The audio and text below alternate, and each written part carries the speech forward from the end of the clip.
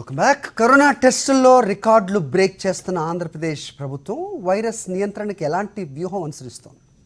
అసలు ఏపీలో ఇంత వేగంగా కరోనా టెస్టులు జరపడం వెనక ఉద్దేశం ఏంటి?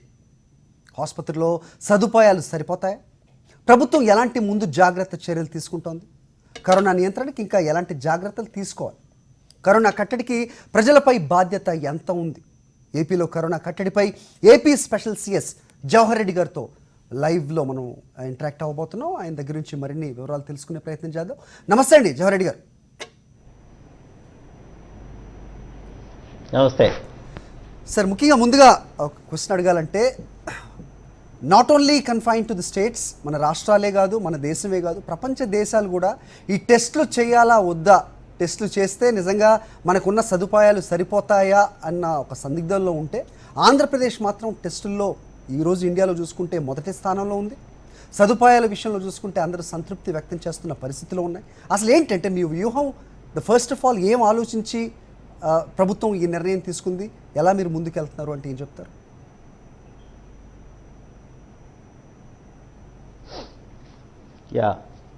Good evening Hari. ఎస్. దీంట్లో ప్రధానమైన విషయం వచ్చేసి ఇది ఒక వైరస్, ఇన్ఫెక్టివ్ వైరస్. సార్, ఈ ఇన్ఫెక్టివ్ వైరస్ని మనము ఐసోలేట్ చేయాలి అంటే, సో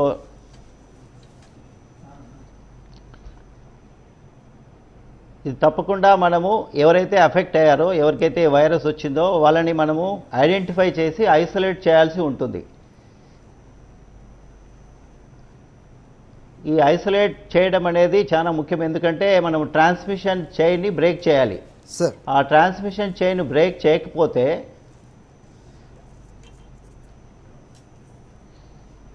ఈ వైరస్ మరీ స్ప్రెడ్ అవుతుంది. ఎందుకంటే ఈ వైరస్, కరోనా వైరస్ ఒక ప్రధానమైన లక్షణం వచ్చేసి it's a very highly infective virus. So దీనివల్ల మనము ఇప్పుడైతే ఐసోలేట్ చేసి మనము ట్రాన్స్మిషన్ చైన్ బ్రేక్ చేయకపోతే మాత్రము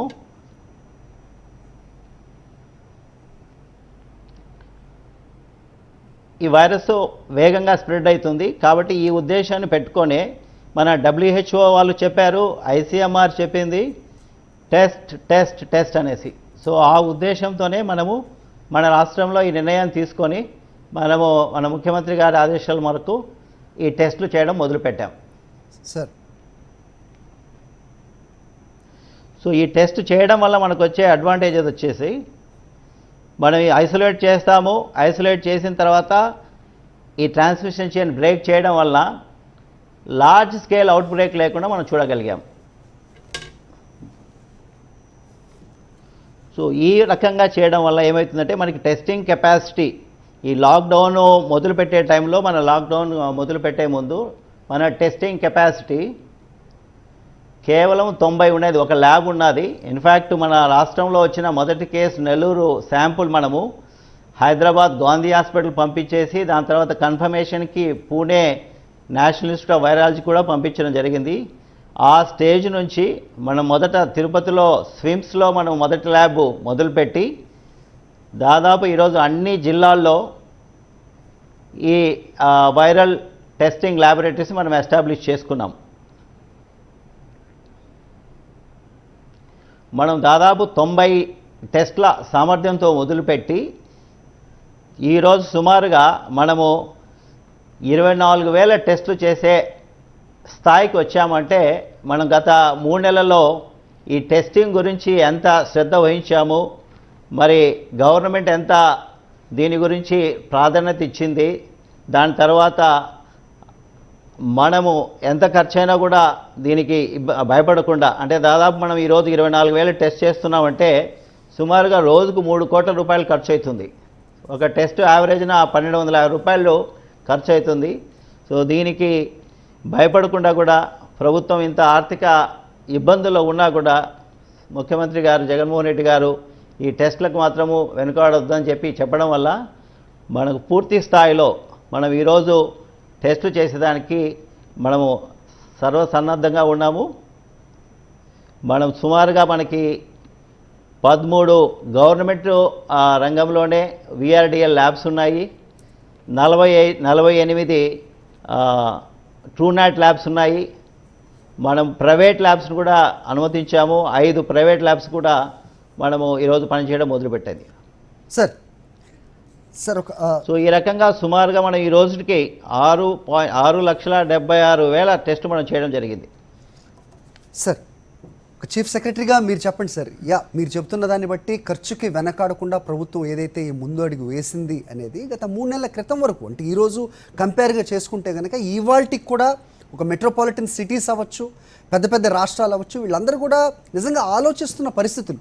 అంటే ఒకవేళ టెస్టులు ఎక్కువగా నిర్వహిస్తే కనుక మనకున్న సదుపాయాలు నిజంగా వాటిని మనం మ్యాచ్ చేయగలమా అనేది ఒకంత భయం. కానీ మీరు చెప్పిన దాంట్లోనే 6,76,000 టెస్టులు నిర్వహించారు. 90 టెస్టులతోటి 9 టెస్టులతోటి మొదలైన మీ ల్యాబ్స్ ఏదైతే ఉన్నాయో వాళ్ళ ఒకే రోజు 24,000 చిల్లర టెస్టులు చేసే స్థాయికి వచ్చారు. అంటే ఎలాంటి సిచ్యువేషన్ మీరు యాంటిసిపేట్ చేశారు, ఎలాంటి వ్యూహాన్ని మీరు అనుసరించారు అంటే?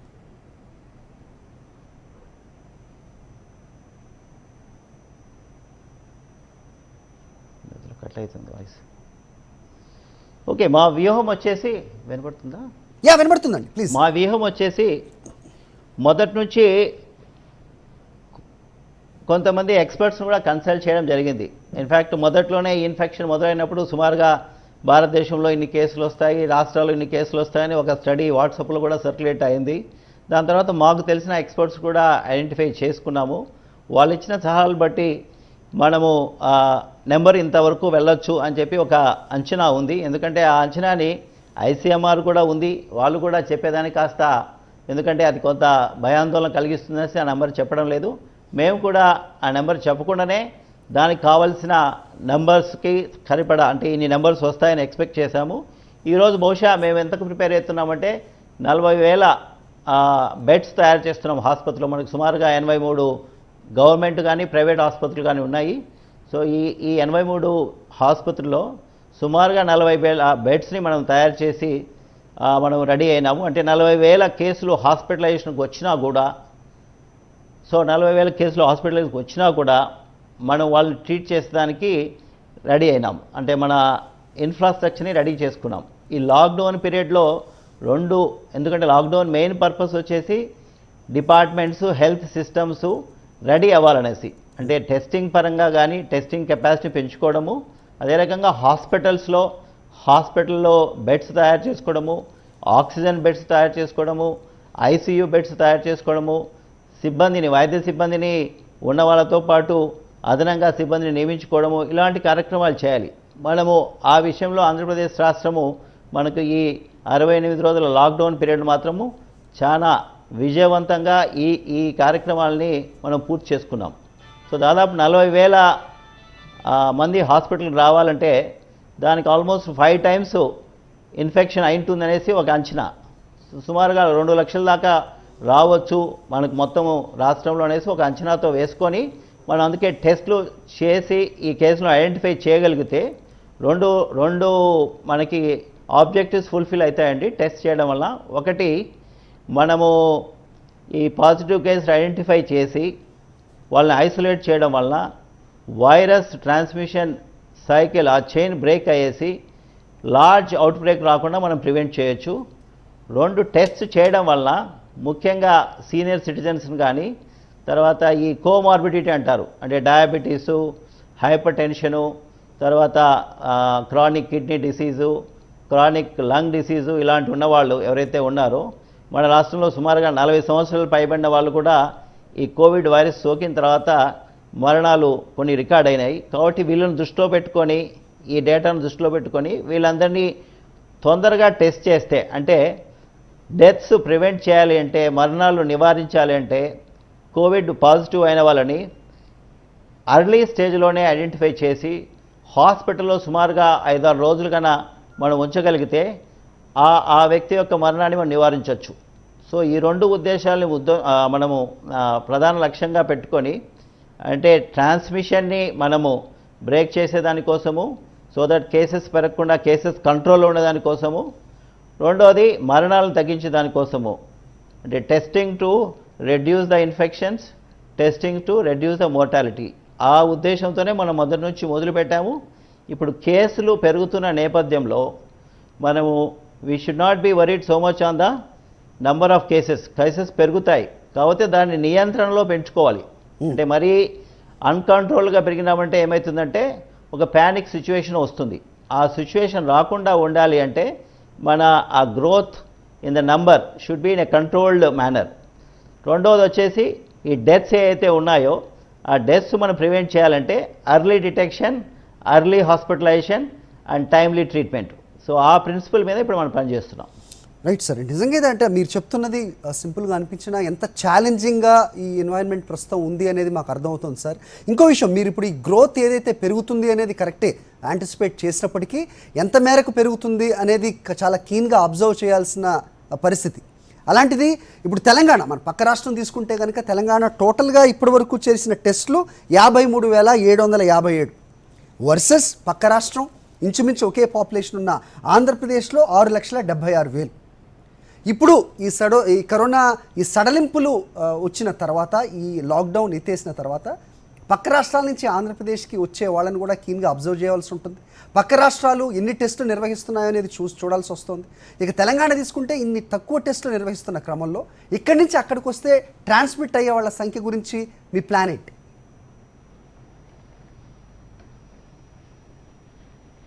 మంచి ప్రశ్న అండి. యాక్చువల్గా ఇప్పుడు ఎప్పుడైతే లాక్డౌన్ ఎత్తివేసి అన్లాక్ 1 మొదలు పెట్టారో అప్పటి నుంచి ఎప్పుడైతే మనకి ట్రైన్స్ మొదలైనాయో, ఫ్లైట్స్ మొదలైనాయో, తర్వాత ఇంటర్ స్టేట్ మూవ్మెంట్ మొదలైందో, సో ఈ హై ఇన్ఫెక్టివ్ స్టేట్స్ కానీ హై ఇన్ఫెక్టివ్ సిటీస్ నుంచి కానీ వచ్చే వాళ్ళ మీద ప్రత్యేకమైన నిఘా పెట్టాము. ఇప్పుడు ఉదాహరణకి ఈరోజు ఉండ మనకు సుమారుగా 8,900 పైచిలుకు కేసుల్లో సుమారుగా 2,500 కేసులు బయట రాష్ట్రాల నుంచి వచ్చిన వాళ్ళు కానీ బయట దేశాల నుంచి వచ్చిన వాళ్ళు కానీ. సో బయట రాష్ట్రాల నుంచి దాదాపుగా మహారాష్ట్ర నుంచి, తమిళనాడు నుంచి, తెలంగాణ నుంచి, ఢిల్లీ, సో ఈ ప్రాంతాల నుంచి వచ్చిన వాళ్ళలో పాజిటివిటీ రేట్ ఎక్కువ ఉంది. కేసెస్ కూడా మనకున్న వాటిలో ఈ రాష్ట్రాల నుంచి వచ్చిన వాటిలో కొద్దిగా ఎక్కువ కనబడుతుంది, ప్రధానంగా మహారాష్ట్ర, తమిళనాడు. అదే రకంగా బయట దేశాల నుంచి వచ్చిన వాటిలో కువైట్ దేశం నుంచి వచ్చిన వాళ్ళలో కేసు ఎక్కువ ఉంది. కాబట్టి ఈ దేశాల నుంచి కానీ ఈ ప్రాంతాల నుంచి ఈ రాష్ట్రాల నుంచి వచ్చిన వారికి మనం ఏం చేసామంటే కంపల్సరీ క్వారంటైన్ చేసాం. సో వచ్చిన రోజునే వాళ్ళని టెస్ట్ చేస్తున్నాము. సో ఆ రోజు పాజిటివ్ అయిపోతేనే వెంటనే వాళ్ళని హాస్పిటల్కి వాళ్ళ యొక్క రిస్క్ ప్రొఫైల్ బట్టి మనం వాళ్ళని హాస్పిటల్కి పంపించడము. నెగటివ్ ఒకవేళ అంత హై రిస్క్ కాకపోతే మన గవర్నమెంట్ క్వారంటైన్ కానీ కోవిడ్ కేర్ సెంటర్లో పెడుతున్నాము. అదే రకంగా నెగటివ్ అయినా కూడా 7 days కంపల్సరీ క్వారంటైన్ చేసి 7th day మళ్ళీ ఇంకోసారి టెస్ట్ చేసి, ఎందుకంటే ఈ వ్యాధి లక్షణాలు 7 రోజుల్లో, ఒకవేళ ఈ రోజు లేకపోయినా 7 రోజుల్లో అవి వైరస్ బాడీలో ఉంటే 7 రోజుల్లో లక్షణాలు వస్తాయని మనకి మన ఈ డిసీజ్ ప్రొఫైల్లో తెలుస్తుంది. కాబట్టి 7వ రోజు తర్వాత టెస్ట్ చేసి ఆ రోజు కూడా నెగిటివ్ ఉంటే వాళ్ళని ఇంటికి పంపిస్తూ హోమ్ ఐసోలేషన్, మళ్ళీ 7 రోజులు హోమ్ ఐసోలేషన్లో ఉండాలని చెప్పడం జరుగుతుంది. కాబట్టి ఈ బయట నుంచి వచ్చే ఇన్కమింగ్ పాపులేషన్ మీద మనం డేటా కలెక్ట్ చేస్తున్నాము. సుమారుగా 2 లక్షల పైన వచ్చారు. వీళ్ళలో ఎక్కడైతే హై రిస్క్ ఏరియాస్ వచ్చే వాళ్ళని కంపల్సరీగా టెస్ట్ చేస్తున్నాము. సో తర్వాత వాళ్ళందరినీ క్వారంటైన్లో పెడుతున్నాము. 2 సార్లు నెగిటివ్ వచ్చిన తర్వాతనే ఇంటికి పంపించడం జరుగుతుంది. కాబట్టి we are very very alive to that challenge. ఎందుకంటే they call it as democratisation of infection. పక్క రాష్ట్రాల నుంచి ఒక రాష్ట్రానికి వస్తుంది, ఎందుకంటే మనము we are surrounded by other neighbouring states. కాబట్టి we are not a very island state. కాబట్టి we are very aware of it. దాని ప్రకారము చర్యలు కూడా తీసుకుంటున్నాము. ఎవరైనా సరే ఈ చెక్ పోస్ట్ ద్వారా, ట్రైన్స్ ద్వారా కాకుండా కొన్నిసార్లు ల్యాండ్ మాస్ పోరస్గా ఉంది కాబట్టి, బార్డర్స్ పోరస్గా ఉన్నాయి కాబట్టి వాళ్ళు వేరే రూట్లో విలేజ్కి వచ్చినా కూడా మనకుండే ఈ విలేజ్ వాలంటీర్ వ్యవస్థ ద్వారా, వార్డు వాలంటీర్ వ్యవస్థ ద్వారా వాళ్ళ వివరాలు సేకరించి వాళ్ళను కూడా మనము రెగ్యులర్గా మానిటర్ చేయడం జరుగుతుంది. రైట్ సార్, నాకు నెక్స్ట్ క్వశ్చన్కి ఆన్సర్ కూడా మీరే చెప్పేశారు సార్. మీరు అన్న దాంట్లో ఈ డెమోక్రటైజేషన్ ఆఫ్ దిస్ వైరస్ ఏదైతే ఉందో దీన్ని అరికట్టడానికి ప్రపంచ దేశాలు, చైనా, మిగతా దేశాలు చూసుకుంటే టెక్నాలజీని వాళ్ళు విస్తృతంగా వాడడం జరిగింది. ఆ టెక్నాలజీ తోటి వాళ్ళని వాచ్ చేయడం జరిగింది. అలాంటిది ఇక్కడ ఏ వ్యవస్థ, ఏ మెకానిజం మీరు అవలంబిస్తున్నారు అంటే కనుక వాలంటరీ వ్యవస్థ అని చెప్తున్నారు. అది ఏ విధంగా వర్క్ చేసింది, ఏ రకమైన సక్సెస్ని చూసింది అనేది మీ దగ్గర నుంచి సమాధానం తీసుకునే ముందు చిన్న బ్రేక్ వెళ్దాం sir. Let's go for short break. Welcome back. Corona టెస్టుల్లో రికార్డులు బ్రేక్ చేస్తున్న ఆంధ్రప్రదేశ్ ప్రభుత్వం వైరస్ నియంత్రణకు ఎలాంటి వ్యూహం అనుసరిస్తోంది, ఇదే చర్చిస్తున్నాం మనం. ఏపీలో ఇంత వేగంగా కరోనా టెస్టులు జరపడం వెనుక అసలు ఉద్దేశం ఏంటి? ఆసుపత్రిలో సదుపాయాలు సరిపోతాయా? ప్రభుత్వం ఎలాంటి ముందు జాగ్రత్త చర్యలు తీసుకుంటోంది? కరోనా నియంత్రణకి ఇంకా ఎలాంటి జాగ్రత్తలు తీసుకోవాలి? ఈ కట్టడిపై ప్రజలపై బాధ్యత ఎంత మేరకు ఉంది? ఏపీలో కరోనా కట్టడిపై AP special CS Jawahar Reddy గారు మనతో ఇంటరాక్ట్ అయ్యారు, మాట్లాడుతున్నారు లైవ్లో. సార్ చెప్పండి సార్. సో బ్రేక్ ముందు మనం మాట్లాడుతున్నాం. సో ప్రజల్లో ఎంత మేరకు అవగాహనతో ఉండాలి అనేది ఒక ఇంపార్టెంట్ పాయింట్గా ఇక్కడ ఉంది. సెకండ్ థింగ్, మెకానిజం గురించి మాట్లాడడం. బయట దేశాలు ముఖ్యంగా చైనా తీసుకుంటే కనుక టెక్నాలజీ ఎవరన్నా ఆ వ్యాధికి గురైనట్టయితే కనుక, ఆ వైరస్కి గురైనట్టయితే వాళ్ళు ఏ విధంగా వాళ్ళు ఎక్కడెక్కడికి వెళ్తున్నారు అనేది వాళ్ళ ఒక టెక్నాలజీని అడాప్ట్ చేసి చాలా గట్టిగా పగడ్బందీగా దాన్ని కనుక్కోవడం జరిగింది. దానివల్ల కంట్రోల్ అయింది కూడా మనం చూసాం. అలాంటిది ఆంధ్రప్రదేశ్లో చూసుకుంటే కనుక ఈ మెకానిజం ఏంటి అంటే కనుక మీరు అన్నారు వాలంటరీ సిస్టమ్ అనేది. ఏ విధంగా అది వర్క్ చేసింది, ఎలాంటి ఫలితాలను ఇస్తుంది?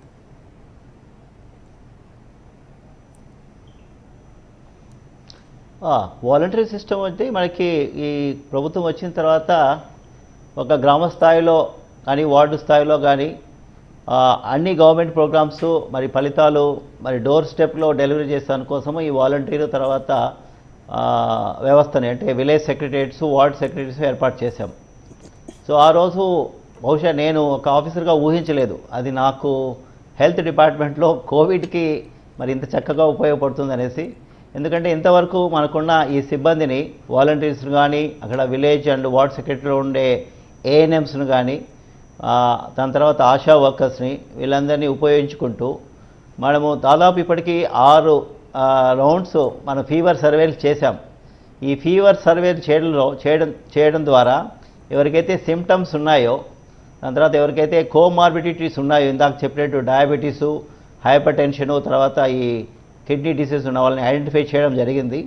సో వాళ్ళని ఇంకొకటి ఏం జరిగిందంటే ఈ వాలంటరీ సిస్టమ్ ద్వారా మొదట్లో ఈ ఇన్ఫెక్షన్ మొదట్లో ఫారిన్ రిటర్న్స్ ఉన్నారు. ఫారిన్ రిటర్న్స్ మనకి government of India immigration bureau ద్వారా కొంత డీటెయిల్స్ పంపించేది.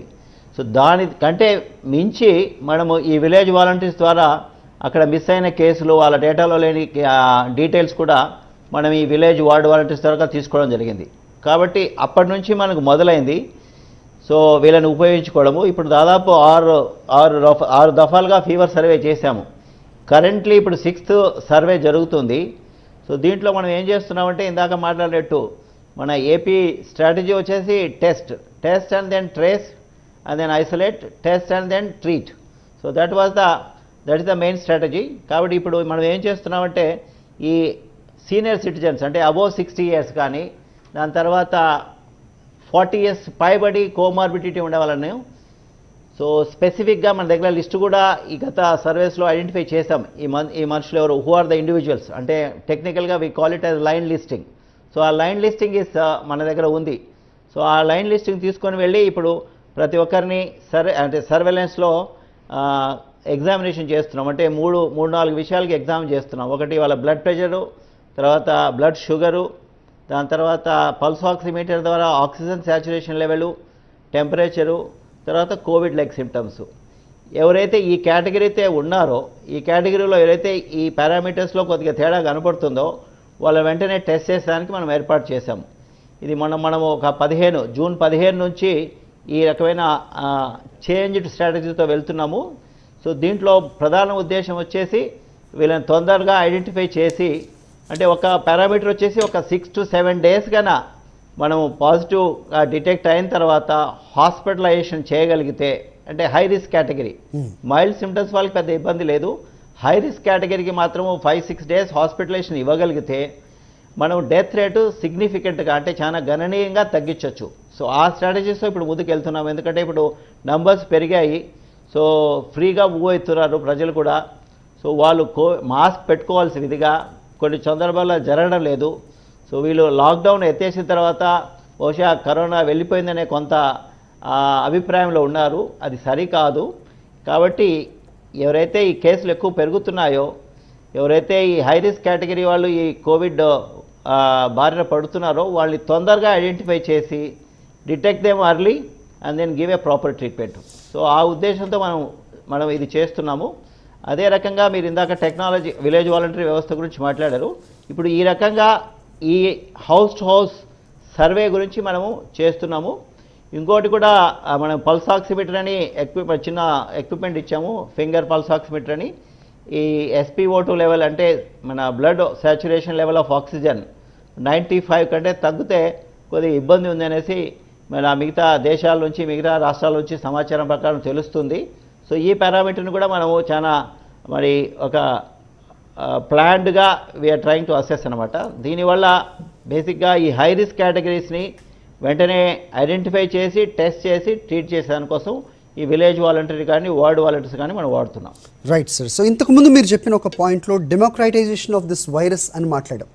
అలాంటిది ఇప్పుడు పక్క రాష్ట్రాలు, ఫర్ ఎగ్జాంపుల్ మాట్లాడాలంటే ఉత్తరప్రదేశ్ తీసుకుంటే కనుక డెన్సిటీలో పాపులేషన్లో తీసుకుంటే కనుక ఎంత పెద్దది మనకంటే ఆంధ్రప్రదేశ్ తీసుకుంటే కనుక 2-3 ఎక్కువగా ఉన్న రాష్ట్రం అది చెప్పచ్చు. వాళ్ళు చేసిన టెస్టులు 5,42,000 వర్సెస్ అగైన్ ఆంధ్రప్రదేశ్ 6,76,200 చిల్లర. తీసుకుంటే కనుక యూపీలో మన ఆంధ్రప్రదేశ్ 2 తెలుగు రాష్ట్రాల్లో యూపీ నుంచి వచ్చి ఇక్కడ పనిచేసే వాళ్ళు పొట్టపోసుకునే వాళ్ళు చాలామంది ఉండడం అది మనకు తెలిసిందే. సో ఈ పరిస్థితుల్లో మీరు చెప్పిన మాటల్లోనే our state is not island state. So అన్నిటికీ మధ్యలో అన్నిటికీ కలిపి ఉంటుంది కాబట్టి స్టేట్ టు స్టేట్ కోఆర్డినేషన్ చాలా ఇంపార్టెంట్. ఏ రకమైన పద్ధతి మీరు అవలంబిస్తున్నారు? పక్క రాష్ట్రాలతోటి ఎలాంటి కోఆర్డినేషన్ ప్రభుత్వం వ్యవహరిస్తోంది అంటే ఏం చెప్తారు?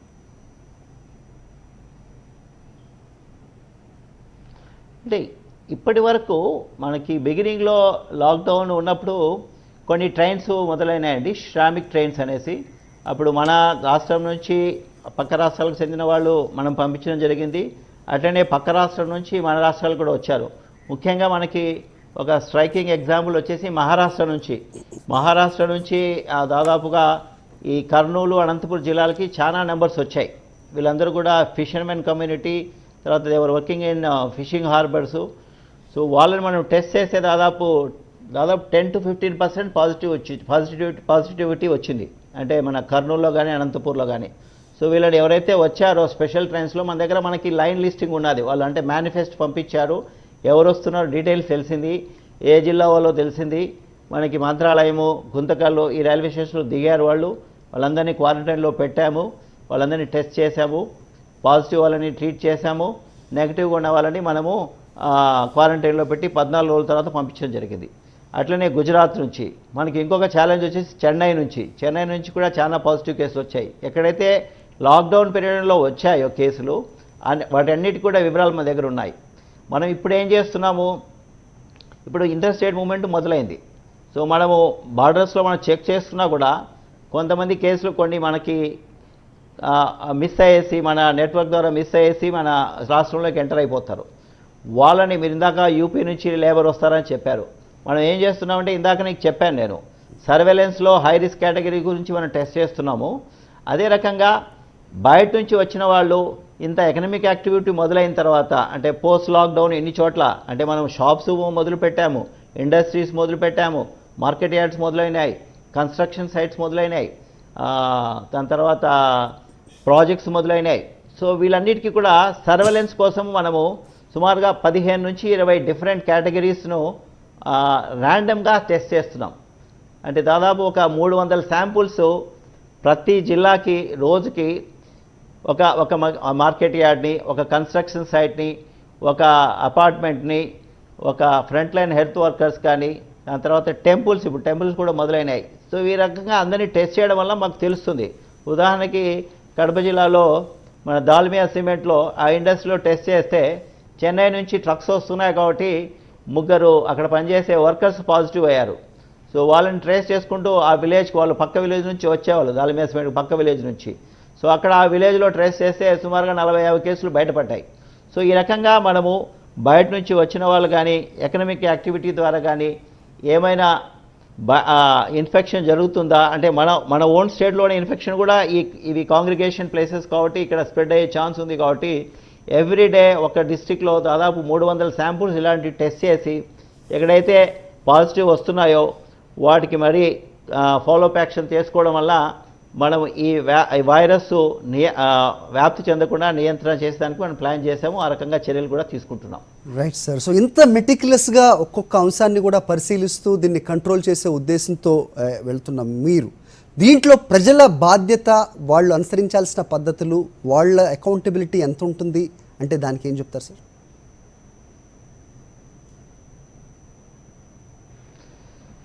ఇప్పుడు ప్రభుత్వాలు చేయాల్సిన కార్యక్రమాలు ప్రభుత్వాలు చేస్తున్నాయండి. కేంద్ర ప్రభుత్వం లాక్డౌన్ దేశం మొత్తం పెట్టింది. రాష్ట్ర ప్రభుత్వం కూడా కేంద్ర ప్రభుత్వం కంటే ముందే లాక్డౌన్ ప్రకటించింది. సో మనము చేయాల్సిన టెస్టింగ్ కెపాసిటీ పెంచుకున్నాము. సో దాదాపు ఈరోజు ప్రతి 100 మందిలో ఒక్కరికి ఆల్రెడీ టెస్ట్ కంప్లీట్ చేశాము. బహుశా త్వరలోనే 2కి కంప్లీట్ అయ్యే స్థాయికి వెళ్తున్నాము. సో ఈ టెస్టింగ్ అనేది అన్ని సంస్థలు కూడా చెప్పాయి, ఇది important component of your Covid control strategy అనేసి. సో ఆ రకంగా అది చేశాము. టెస్టింగ్ కెపాసిటీ మనం గణనీయంగా పెంచాము. ఇదివరలో మనం డిస్కస్ చేశాము. సుమారుగా 24,000 చేసాము. మనం 30,000 కెపాసిటీకి పెంచేదానికి ప్రయత్నం చేస్తున్నాము. దాని తర్వాత హాస్పిటల్స్ కూడా మరి వీళ్ళు ఇందాక నేను మాట్లాడుతూ చెప్పాను, 40,000 మందికి హాస్పిటల్ బెడ్స్, మైల్డ్ కేసెస్ వచ్చే వాళ్ళకి సుమారుగా ప్రతి జిల్లాలోనూ 1,500 బెడ్స్ మనం ఐడెంటిఫై చేసాము, కోవిడ్ కేర్ సెంటర్స్ అనేసి. ఎందుకంటే మైల్డ్ కేసెస్ WHO చెప్తుంది, మిగతా సంస్థలు చెప్తున్నాయి, హోమ్ ఐసోలేషన్ చేసుకుంటే సరిపోద్ది అనేసి. హోమ్ ఐసోలేషన్ అవకాశం లేని కొన్ని ఫ్యామిలీస్ ఉంటాయి, కొన్ని సెక్షన్స్ ఉంటాయి. వాటి గురించి మనము కోవిడ్ కేర్ సెంటర్స్ మనము తయారు చేసాం ప్రతి జిల్లాలోనూ 1,500 బెడ్ కెపాసిటీలో. ఇక్కడ మనకి మైల్డ్ కేసెస్ పెట్టుకునే దానికోసం పెట్టాము. కాబట్టి అది ప్రభుత్వం చేసింది. సో ఒక సైడ్ టెస్టింగ్ చేసింది, ఇంకో సైడ్ హాస్పిటలైజేషన్ చేసింది. తర్వాత మన రాష్ట్ర ప్రభుత్వం మరి ఏ రాష్ట్ర ప్రభుత్వం చేయని విధంగా దేశంలో మాస్కులు కూడా సరఫరా చేసింది. సుమారుగా 10 కోట్ల మాస్కులు సరఫరా చేసింది. ఇప్పుడు ప్రజల నుంచి మేము ఎక్స్పెక్ట్ చేసేది, ప్రభుత్వం కానీ ప్రభుత్వ అధికారిగా కానీ, వాళ్ళు కోవిడ్ హెల్దీ బిహేవియర్ తీసుకోవాలి. ఒకటి, మాస్క్ విధిగా బయటికి వస్తేనే మాస్క్ తప్పనిసరిగా మనము ధరించాలి. మాస్క్ కూడా ప్రభుత్వం సరఫరా చేసింది. రెండవది, బయటకు వచ్చినప్పుడు ఫిజికల్ డిస్టెన్సింగ్ అంటే 2 మీటర్ల దూరం మనం తప్పకుండా మెయింటైన్ చేయాలి. ఎందుకంటే ఫిజికల్ డిస్టెన్స్ మెయింటైన్ చేయకపోతే ఏమవుతుందంటే వైరస్ డ్రాప్లెట్స్ ద్వారా మనం మాట్లాడేటప్పుడు కొన్ని డ్రాప్లెట్స్ బయటికి వెళ్తాయి, తుమ్మినప్పుడు బయటికి వెళ్తాయి, దగ్గినప్పుడు బయటికి వెళ్తాయి. సో ఇవి ఒకరి నుంచి అంటే కోవిడ్ పాజిటివ్ వ్యక్తి నుంచి ఇది డ్రాప్లెట్స్ మరి హెల్తీ పర్సన్కి వెళ్ళినప్పుడు ఆయనకి వైరస్ వచ్చే ప్రమాదం ఉంది. కాబట్టి ఈ మాస్క్ పెట్టుకొని ఫిజికల్ డిస్టెన్స్ కన్నా మెయింటైన్ చేయగలిగితే దాదాపు 70 to 80% ఇన్ఫెక్షన్ ఛాన్సెస్ తగ్గిస్తాం. అదే రకంగా పర్సనల్ హైజీన్ అంటే మనం బయటికి పోయి వచ్చినప్పుడు కానీ ఇది కానీ ఏదైనా సర్ఫేస్ టచ్ చేసినప్పుడు కానీ మనం కన్నా చేతులు కడుక్కుంటే తరచుగా ఈ 3 హెల్దీ బిహేవియర్ అంటే పర్సనల్ హ్యాబిట్స్ కన్నా ఇన్కల్కేట్ చేసుకుంటే, ఎందుకంటే మనం next 6 to 8 months we have to co exist with corona. కాబట్టి ఈ 3 మన దగ్గర ఉండే మరి యూ కెన్ కాల్ ఇట్ అదే రక్షక కవచాలు. ఈ 3 ప్రాక్టీసెస్ 3 అలవాటు నేర్చుకుంటే ప్రజలు తప్పకుండా మనము ప్రభుత్వానికి సహకరించినట్టు ఉంటాము, మీకు మీరు ప్రొటెక్ట్ చేసుకున్నట్లు ఉంటారు, మీ కుటుంబ సభ్యుల్ని కూడా ఈ కోవిడ్ బారి నుంచి కాపాడగలుగుతారు, మీ వీధిని మీ గ్రామాన్ని కూడా కోవిడ్ నుంచి కాపాడే వాళ్ళు అవుతారు. కాబట్టి ఇది మాత్రం ఐ ఎక్స్పెక్ట్ 100% మన ప్రజల నుంచి కోరుకుంటున్నాం. Right sir. సో మీరు ఏ విధంగా ఎక్విప్డ్ అయి ఉన్నారు, ఎంత మెటిక్యులస్గా టెస్టులు చేస్తున్నారు, ప్రజల నుంచి ఏ విధమైన బాధ్యతను మీరు ఎక్స్పెక్ట్ చేస్తున్నారు అనేది చెప్పారు. అలాంటిది కొన్ని ప్రాంతాల్లో ఆంధ్రప్రదేశ్లో తీసుకుంటే ఒకవైపు ఒంగోలు అవ్వచ్చు, ఇటు అనంతపూర్ కావచ్చు, మళ్ళీ లాక్డౌన్ విధించారు. కేవలం కొద్ది గంటలు మాత్రమే వాళ్ళని అలౌ చేస్తున్న పరిస్థితులు కనిపిస్తున్నాయి. ఇది కూడా తీసుకుంటున్న జాగ్రత్తలో భాగంగా అనుకోవచ్చా? ఇంకేదన్నా ప్రాంతాలు ఎక్స్పెక్ట్ చేయొచ్చా? ఏదైనా టౌన్స్ కానీ లేకపోతే చిన్న నగరాలు కానీ రాష్ట్రంలో అంటే ఏం చెప్తారు? హరి గారు, ఇప్పుడు మీరు ప్రపంచ స్థాయిలో చూసినా కూడా ఏ అయితే కంట్రీస్ లాక్డౌన్ లిఫ్ట్ చేసి అన్లాక్ చేశాయో, మళ్ళీ this is like a cat and mouse game. అంటే somebody called it as a guerrilla warfare. So ఎక్కడైతే మనం ఆ ఇన్ఫెక్షన్ ఎక్కువ వస్తుందో మనం టెంపరీగా మళ్ళీ లోకలైజ్ లాక్డౌన్ చేసుకోవాల్సి ఉంటుంది. ఎందుకంటే లోకలైజ్ లాక్డౌన్ చేసుకుంటే లార్జ్ అవుట్బ్రేక్ రాకుండా మనం కంట్రోల్ చేసుకోవచ్చు. So it's a part of the strategy. అంటే మనము ఈ రకంగా ముందుకు వెళ్ళాలి అంటే, కోవిడ్తో మనము సహజీవనం కొనసాగించాలి అంటే, ఎకనామిక్ యాక్టివిటీస్ని మనము కొనసాగించాలి అంటే కొన్ని చోట్ల కేసులు ఎక్కువ వస్తాయి. ఆ ఎక్కువ వచ్చిన చోట టెంపరీగా ఒక 7 days 10 days మళ్ళీ లాక్డౌన్ పెట్టుకోవాలి. This called localized lockdown. So అక్కడ ఫర్దర్ స్ప్రెడ్ కాకుండా, ఆ ప్రాంతం నుంచి బయటికి పోకుండా, ఆ ప్రాంతంలోకి కొత్త వాళ్ళు రాకుండా మనం ప్రొటెక్ట్ చేసుకోగలిగితే ఆ ఇన్ఫెక్షన్ లిమిట్ చేసుకోవచ్చు. దాని తర్వాత అన్కంట్రోల్డ్గా నెంబర్స్ పోకుండా చూసుకోవచ్చు. So it's a very much part of a strategy. ఒంగోలులో, అనంతపూర్లో, ఇంకా అక్కడక్కడ సిటీస్లో జరుగుతున్నాయంటే it's a very internationally and then very scientifically agreed strategy. Right. ప్రస్తుతం ఉన్న పరిస్థితుల్లో ఇలా బ్యాక్ అండ్ ఫోర్త్ వెళ్ళి అలాగే ట్రయల్ అండ్ ఎర్రర్ బేసిక్స్ మాత్రమే ఇక్కడ మనకున్న ఆప్షన్గా మనకు కనిపిస్తూ ఉన్న పరిస్థితులు. ఎందుకంటే ఈ పరిస్థితులు ఇంతకు ముందు ఎన్నడూ లేనివి, చరిత్రలో లేనివి కాబట్టి ఒక వినూత్న తరహాలో ముందుకెళ్తున్న ఆంధ్రప్రదేశ్ ప్రభుత్వ హెల్త్ సెక్రటరీ జవహర్ రెడ్డి గారితో మాట్లాడుతూ ఉన్నాం. మరిన్ని అంశాలు తెలుసుకునే ముందు చిన్న బ్రేక్ వెళ్దాం. Let's go for another short break. We will be right back. Record స్థాయిలో నిర్వహిస్తున్న కోవిడ్ టెస్ట్ల వెనక ప్రభుత్వం స్ట్రాటజీ గురించి మాట్లాడుతున్నాం. ఆసుపత్రిలో సదుపాయాలు సరిపోతాయా అనే ప్రశ్న కూడా ఒకటి ఉంది. ప్రభుత్వం ఎలాంటి ముందు జాగ్రత్తలు తీసుకుంటుంది అనేది మనం ఎక్స్ప్లెయిన్ చేస్తూ ఉన్నారు జవహర్ రెడ్డి గారు.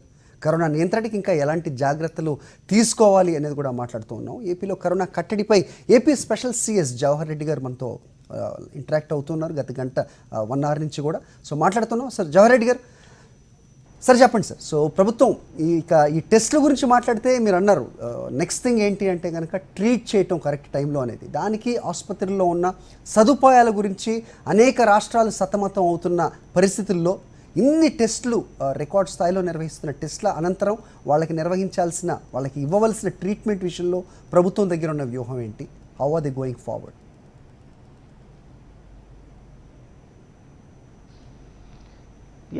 ఈ టెస్ట్ల గురించి మాట్లాడేటప్పుడు చెప్పాను ట్రీట్ చేయాల్సిన అవసరం ఉందనేసి. మనకి ఈ ట్రీట్ చేయాలంటే మనం ప్లాన్ చేసుకుంది ఏంటంటే పీక్ హాస్పిటలైజేషన్ అంటారు. పీక్ హాస్పిటలైజేషన్ సుమారుగా 40,000 మంది బహుశా హాస్పిటల్లో అవసరం ఉంటుంది. అంటే ఈ డిసీజ్ వచ్చిన వాళ్ళకి 15 to 20% మెంబర్స్కి స్పెషల్ కేర్ కానీ క్రిటికల్ కేర్ కానీ అవసరం ఉంటుంది. సో వీటిని దృష్టిలో పెట్టుకుని 40,000 మందికి మనము హాస్పిటల్ వచ్చినా కూడా సింగిల్ డే హ్యాండిల్ చేస్తానికి ప్లాన్ చేశాము. సో దాంట్లో సుమారుగా 15,000 దాకా, 15 నుంచి సుమారుగా 20,000 దాకా ఆక్సిజన్ బెడ్స్. అంటే ఇప్పుడు ఏం చెప్పారంటే మొదట్లో వెంటిలేటర్ చాలా అవసరం ఉంటుందని డాక్టర్లు అనుకున్నారు చైనాలో ఈ ఇన్ఫెక్షన్ వచ్చినప్పుడు. కానీ అమెరికా, యూరోప్ వెళ్ళిన తర్వాత అర్థమైన విషయం ఏంటంటే వెంటిలేటర్ కంటే ఈ ప్యాసివ్ ఆక్సిజన్ సప్లై బెటరు. కాబట్టి ఈ ఆక్సిజన్ సప్లైస్ పెంచుకోవాలని చెప్పడం జరిగింది. కాబట్టి సుమారుగా మనకి ఈ 40,000 బెడ్స్లో 20,000 బెడ్స్ మనము ఆక్సిజన్ బెడ్స్గానే కన్వర్ట్ చేసుకుంటున్నాము.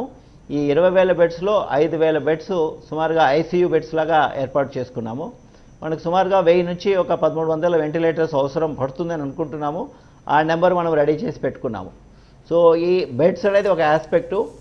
ఈ ఆక్సిజన్ గురించి మనము బెడ్స్ ఏర్పాటు చేసుకుంటున్నాం కాబట్టి ఆక్సిజన్ లైన్స్ కూడా వేస్తున్నాము హాస్పిటల్లో. సుమారుగా మనకు గవర్నమెంట్ హాస్పిటల్లో 25 హాస్పిటల్లో మనం ఇది ఏర్పాటు చేస్తున్నాము. ప్రైవేట్ హాస్పిటల్ కూడా ఉన్న వ్యవస్థను మనం వాడుకుంటున్నాము.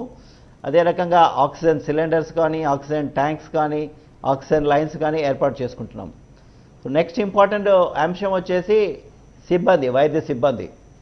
సో మనకి వైద్య సిబ్బంది గవర్నమెంట్లో పనిచేసే వాళ్ళతో పాటు మనకి IMA, Indian medical association, Andhra Pradesh వాళ్ళు చాలా చక్కగా సహకారాలు అందిస్తున్నారు. వాళ్ళ డాక్టర్స్ కూడా మనము లిస్టు ఐడెంటిఫై చేసి వాళ్ళు కూడా ముందుకు వచ్చారు. వాళ్ళని కూడా మనం సుమారుగా 7 నుంచి 8,000 మంది వాళ్ళని ఎన్రోల్ చేసుకున్నాము. అంతేకాకుండా post graduate students, house surgeons, so వీళ్ళందరూ కలిసి సుమారుగా 21,000 మంది డాక్టర్స్ని కానీ స్పెషలిస్ట్ని కానీ మనం ఐడెంటిఫై చేసుకొని వీళ్ళందరికీ ట్రైనింగ్ ఇచ్చుకోవడం, వాళ్ళందరినీ రెడీగా పెట్టుకోవడం జరుగుతుంది. సో ఆల్రెడీ సుమారుగా ఒక 6 నుంచి 7,000 మంది పని చేస్తున్నారు. ఇంకొక పారామెడికల్ స్టాఫ్ కూడా ఇంపార్టెంట్. సో దాదాపు పారామెడికల్ స్టాఫ్ సుమారుగా 24,000 మంది మనకి రెడీ పెట్టుకున్నాం.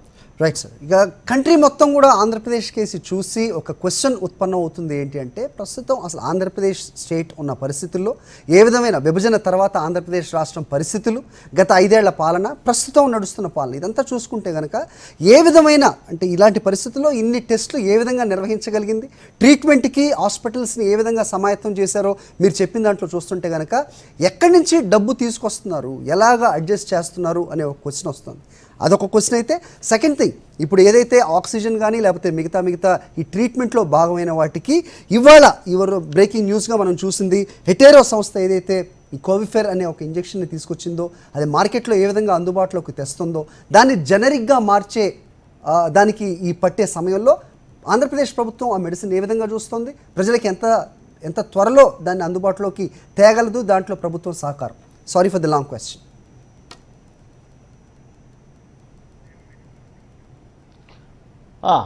దీనికి ఓకే, మీరు ఫైనాన్సెస్ గురించి అడిగారు. సో గవర్నమెంట్ ఆఫ్ ఇండియా కొంత సపోర్ట్ చేసింది, రాష్ట్ర ప్రభుత్వం మాత్రం దీనికి బ్రేకా. No please go ahead. దీనికి మనము ఫైనాన్స్ డిపార్ట్మెంట్ నుంచి ఫైనాన్స్ డిపార్ట్మెంట్ ఎప్పుడు కూడా మరి ముఖ్యమంత్రి గారి ఆదేశాలతో మనకి డబ్బు కొరత ఏమీ లేకుండా, ఎటువంటి పరిస్థితుల్లో డబ్బు కొరత రాకుండా చూస్తున్నారు. సుమారుగా మనం ఇప్పటికి సుమారుగా 200 పైన కోట్లు ఖర్చు పెట్టాము. So details I don't have ready details, but money మాత్రం ఎప్పుడు తెలియదు, no problem at all. Finance was always forthcoming and CM gave a blanket order to finance department. So దీంట్లో ఎటువంటి ఇబ్బంది లేకుండా చూడమని చెప్పడం జరిగింది. ఇక రెండవ విషయం వచ్చేసి ఈ డ్రగ్ గురించి చెప్పారు, హెట్రో సంస్థ. ఇన్ఫ్యాక్ట్ హెట్రో సంస్థ చైర్మన్తో నేను దాదాపు 2 నెలల నుంచి టచ్లో ఉన్నాను. ఈ ఎప్పుడు పర్మిషన్ వస్తుందా గవర్నమెంట్ ఆఫ్ ఇండియా నుంచి వెయిట్ చేస్తున్నాము. సో ఆల్రెడీ ఏపీలో ఐసీఎంఆర్ ద్వారా రెమ్డెసివిర్ క్లినికల్ ట్రయల్స్ కూడా జరుగుతున్నాయి. సో ఈరోజు మధ్యాహ్నం కూడా మాట్లాడడం జరిగింది. హెట్రో సంస్థ నుంచి మాకు సుమారుగా 250 డోసులు రెడీగా ఇచ్చేదానికి వాళ్ళు రెడీగా ఉన్నారు. అవి వెంటనే కొనడం కూడా జరుగుతుంది. సో ఎక్కడైతే అవసరం అనుకుంటుందో, మనకి అవసరం పడుతుందో, సో ఆ డ్రగ్ని ఇక్కడ ఉండే మన ఆంధ్రప్రదేశ్ ప్రజలకి ఎవరికైతే అవసరం ఉంటుందో, కోవిడ్ బారిన ప్రజలకి, పేషెంట్స్కి, అది బహుశా 2-3 రోజుల్లో అందుబాటులో వచ్చేదానికి we are planned. Thank you Jawahar Reddy గారు. సో కోవిడ్-19 పరిస్థితి ఆంధ్రప్రదేశ్ ఏ విధంగా సమాయత్తం అయి ఉంది, ఎలాంటి టెస్టు నిర్వహిస్తోంది, అలాగే రాబోయే రోజుల్లో వ్యూహం, ఇది అన్నింటి కూడా మీ సమయాన్ని వెచ్చించి మాతో అన్ని డీటెయిల్స్ పంచుకున్నందుకు ధన్యవాదాలు సార్.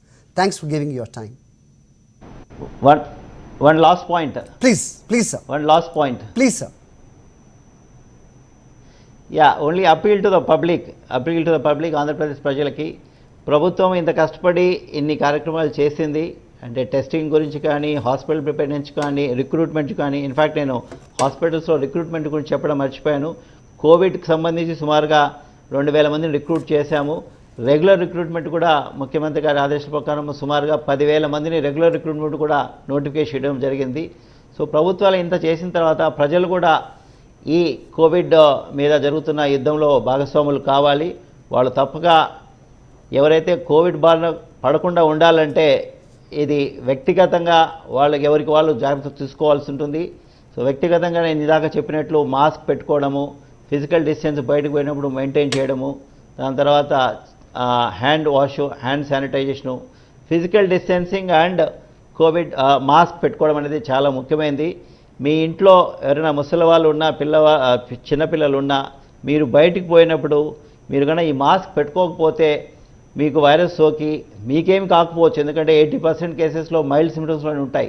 మీరు వచ్చి మీ ద్వారా ఏసిమ్టమాటిక్ నేచర్ ద్వారా మీరు మీ ఇంట్లో ఉండే పెద్దలకి కానీ పిల్లలకు కానీ ఈ వైరస్ సోకే ప్రమాదం ఉంది. కాబట్టి మీరు ప్రేమించే మీ పెద్దలు కానీ, ప్రేమించే పిల్లల్ని కానీ, గౌరవించే పెద్దల్ని కానీ, ప్రేమించే పిల్లల కోసం కానీ తప్పకుండా వాళ్ళని దృష్టిలో పెట్టుకొని మీరు మాస్కులు విధిగా ధరించాలి.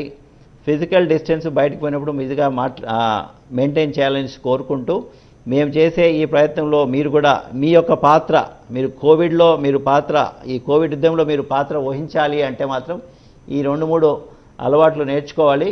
ఇది బహుశా మనము రాబోయే 1 సంవత్సర కాలం కూడా ఈ కోవిడ్కి సంబంధించి మన హెల్దీ హ్యాబిట్స్గా మీరు అలవాటు చేసుకోవాల్సిందిగా కోరుకుంటున్నాను. Thank you sir. Thank you so much for your message. ఇది health chief secretary Jawahar Reddy గారు అందించిన ప్రభుత్వం ఏమేమి చర్యలు తీసుకుంటుంది, ప్రజల నుంచి ఎలాంటి బాధ్యతని కోరుకుంటుంది, అలాగే రాబోయే రోజుల్లో ఏ విధంగా ఉండబోతుంది, ఇవన్నీ కూడా చర్చించాం. Thanks for watching. చూస్తూనే ఉండండి సాక్షి.